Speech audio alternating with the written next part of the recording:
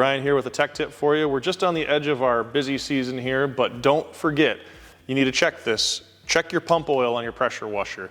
These things are the heartbeat of most detail business, and you do not need them going down.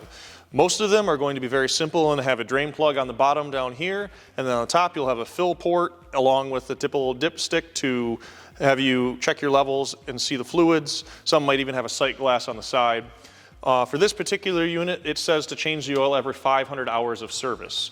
And that comes up faster than you expect, but make sure to check your manuals as you go along for the specific type of oil they require and their service intervals, because you don't need these going down during the busy seasons.